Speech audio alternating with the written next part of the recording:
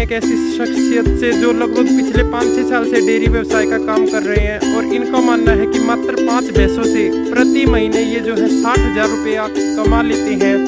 और इन्होंने डेयरी के ही काम को शुरू किया है। 5 सालों से ये कहीं और पर इनकी डेयरी थी और अभी इन्होंने डेयरी को शिफ्ट कर लिया है। यहाँ पर जो है किराए पर इन्होंने डेयरी की है। ये जो सामने आप भैंस देख रहे हैं, गुड़गांव से इस भैंस को लाया गया है। वैसे तो इसका जो चमड़ी थी वो बिल्कुल जेड ब्लैक चमड़ी थी, लेकिन डेयरी में अंदर रहने के कारण अक्सर ये समस्या देखने में आती है कि पशुओं का शरीर लाल आ जाता है और विटामिन की उसमें कमजोरी आ जाती है। अलग अलग जो पोषक तत्वों की कमी के कारण चमड़ी जो है बिल्कुल लाल पड़ गई है। तो इसी के माध्यम से एक वीडियो में संदेश भी देना चाहेंगे कि पशुओं को जो है धूप जरूर सिखानी चाहिए। यदि पशु धूप में निकलता है तो जो उसकी चमड़ी का रंग होता है वह अपने आप ही उसमें सुंदरता आती चली जाती है। फिर हमें पशु को तेल लगाने की, चौपड़ जो व्यापारी करते हैं वो काम करने की जरूरत नहीं पड़ती है। तो आइए हम मिलते हैं अभी रोहित सर से, जिन्होंने VLDA का कोर्स किया है और डॉक्टरी पेशे में है और बहुत ही अच्छा पशुधन रखते हैं। नॉर्मल एवरेज जो है 10 से 14 लीटर की, 15 लीटर तक की ये भैंसे रखते हैं, लेकिन उन्हीं से 60,000 रुपया महीना कमा लेते हैं। तो बहुत से लोग जो आजकल ग्रुप डी के फॉर्म भरते हैं, कंपनियों में धक्के खाते हैं, उनके लिए इनका संदेश है कि अपने घर पर रहकर 60,000 रुपया महीना कैसे कमा सकते हैं, प्रतिदिन की आमदनी ये हम कैसे अपनी बढ़ा सकते हैं। जो किसानों की आय दुगना करने का जो आजकल मुद्दा चला हुआ है, उसके लिए जो है जीता जागता उदाहरण मैं आपको लेकर के चलता हूँ। गाँव खरखोदा, डिस्ट्रिक्ट सोनीपत। तो आइए। नमस्कार सर। नमस्कार जी। हाँ, तो सबसे पहले आपका नाम बताइए। मेरा नाम रोहित है सर। रोहित, कहाँ से बोल रहे हैं? खरखोदा से। Kharkhoda, district Sonipat.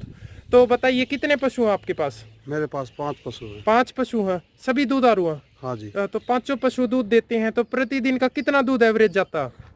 45 litre. 45 litre दूध। क्या भाव जाता? 65 के भाव। 65 के भाव में 45 लीटर दूध प्रतिदिन का कितने रुपए का हो जाता? 2950। 2950 रुपए का। और एक महीने का लगभग 90,000 रुपए का दूध हो जाता है। हाँ जी। तो जी 90,000 रुपए में क्या खर्चा आता आपका? मेरा खर्चा 25 से 27 हजार तक 25 से 27 हजार तक का आता है। लेबर रखते हो? नहीं जी। लेबर नहीं रखते, फैमिली बिजनेस है? हाँ जी। तो सारा काम खुद ही कर लेते हो? हाँ जी। हाँ, तो सारा काम यदि कोई खुद करता है तो उसमें जो है बचत ज्यादा लग जाती है। तो महीने के लगभग 60,000 रुपया बचत आ जाती है। हाँ जी। तो 60,000 रुपया बचत यदि पशुओं में आती है तो क्या पशुपालन नुकसान का सौदा है? नहीं जी। क्योंकि अक्सर माना जाता है डेयरी व्यवसाय में नुकसान देखा जाता है, तो किसानों की आय भी इससे दुगना हो सकती है। तो क्या आप युवाओं को क्या संदेश देंगे कि डेयरी शुरू करनी है तो उसके लिए क्या जरूरी है? कितने पशु लेने चाहिए, कितनी जगह होनी चाहिए और लेबर की व्यवस्था कैसी होनी चाहिए, कितना आप स्टॉक रखते हो, वो सब बताएं। कम से कम 200 गज का तो प्लॉट होना चाहिए। 200 गज का प्लॉट? हाँ जी। और पशु के लिए पहले तो तूड़ा एडवांस। क्योंकि कितने अपने महीने का स्टॉक? कम से कम 4 महीने का स्टॉक 4 चाहिए। महीने का स्टॉक होना चाहिए। और कितने पशु होने चाहिए? और जी 100 मन तूड़े में 5 पशु 4 से 5 महीना निकाल सकते हैं। और जी बखर ऐसे है कि बिनोला खल, चना चूरी, छिलका और और गेहूं का दलिया। हाँ जी। बस यही खिलाते हो? हाँ जी। इससे एक्स्ट्रा कुछ नहीं? थोड़ी सरसों पीस लेते हैं दलिया में। सरसों पीसते हो? सरसों का क्या फायदा?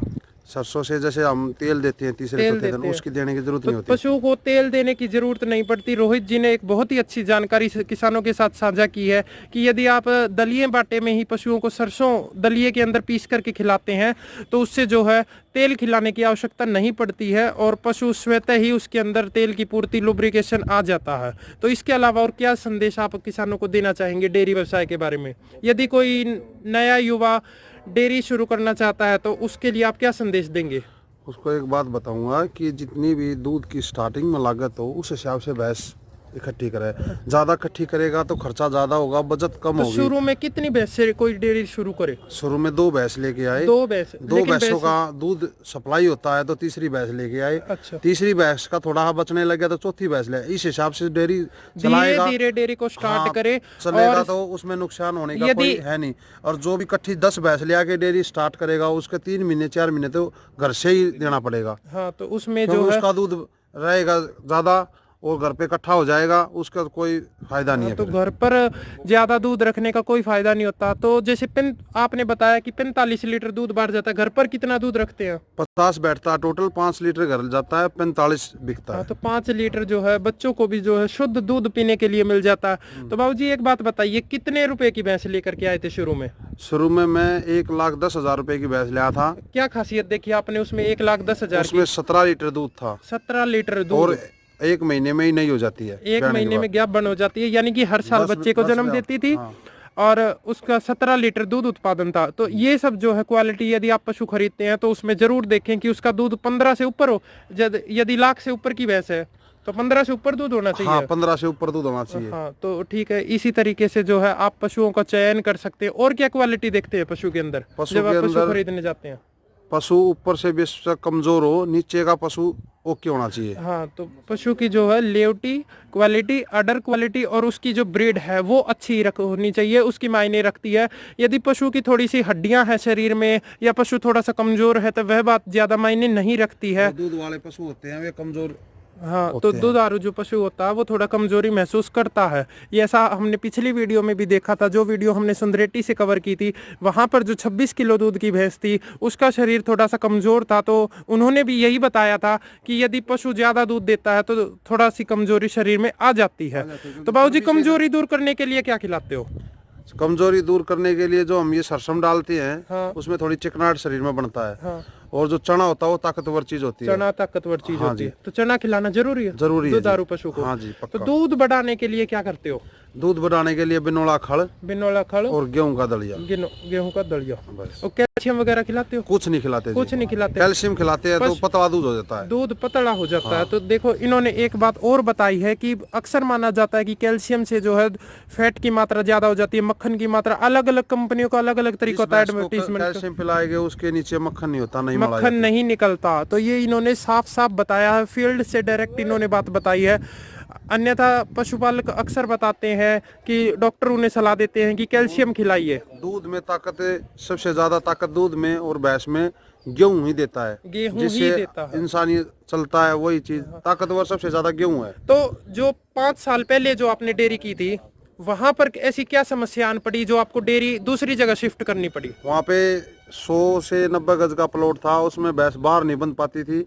अंदर भैंस मेरी लाल हो गई थी और मेरे को 1 लाख की भैंस 20-20 हजार में बेचनी पड़ गई थी। बहुत मेरा नुकसान हो गया था, इस मारे मैंने वहाँ से डेयरी बदल दी। हाँ, तो देख सकते हैं भीड़ भड़ाके के कारण इनके पशुओं को बहुत ज्यादा तकलीफ हुई।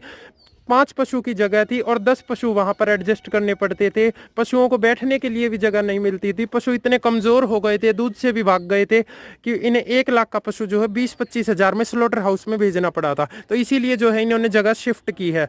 तो इस बात का विशेष ध्यान रखें यदि आप डेयरी शुरू करना चाहते हैं कि तो पशु के लिए जो व्यवस्था है वो अच्छी होनी चाहिए, शानदार होनी चाहिए, उसको आरामदायक व्यवस्था जरूर प्रदान करें। तो इसी के साथ आप सभी से विदा लेते हैं। अगली वीडियो में फिर मिलेंगे एक बहुत ही अच्छे डेयरी फार्मर के साथ। तो फार्मिंग एक्सपर्ट चैनल को शेयर करें, सब्सक्राइब करें और लाइक करें।